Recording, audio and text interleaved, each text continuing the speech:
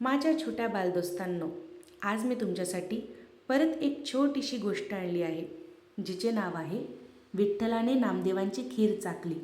चला तर मग पटकन सुरुवात करूया. संत शिरोमणी नामदेव महाराज हे वारकरी संत कवी होते. संत ज्ञानेश्वर समकालीन होते. भागवत धर्माचा प्रसार करणारे ते आद्य संत होते. संत विसोबा खेचर हे त्यांचे गुरु होते बरं का. एकदा बालपणी नामदेव महाराजांना त्यांच्या आईने सांगितले, बाळा नामदेवा, मी हा विठ्ठलासाठी नैवेद्य केला आहे, तरी तू एवढा नैवेद्य विठ्ठलाला देऊन ये बरं का. नामदेव महाराजांनी विचार केला, मला जर माणूस असून भूक लागते तर देवाला पण लागत असणार. आईने सांगितल्याप्रमाणे नामदेव महाराज नैवेद्य घेऊन विठ्ठल मंदिराकडे गेले. आईने सांगितले होते की विठ्ठलाला नैवेद्य देऊ नये. नामदेव महाराज मंदिरात गेले. धूप दीप अगरबत्ती लावून ओवाळली. देवाला नैवेद्य ओवाळला.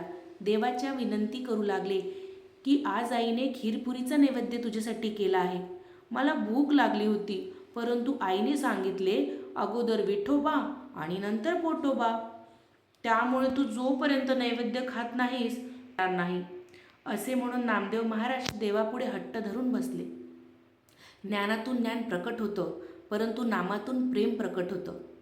नामदेव महाराजांना आईच्या बोलण्यावर विश्वास बसला.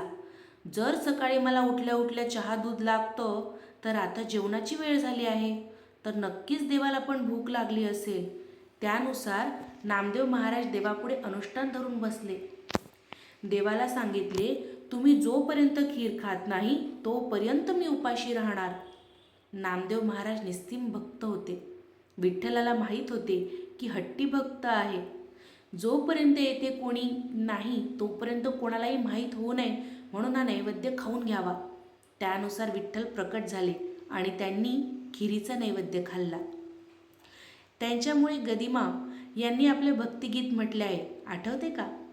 हा न्याम्याची खीर चाखतो, चोखोबाची गुरे राखतो, पुरदराचा हा परमात्मा, वाली दामाजीचा कानडा, राजा पंढरीचा कानडा, राजा पंढरीचा. नंतर रिकामे ताट घरी घेऊन गेले. आई विचारते, नैवेद्य कुठे आहे? तेव्हा नामदेवांनी सांगितले, नैवेद्य तर देवाने खाल्ला.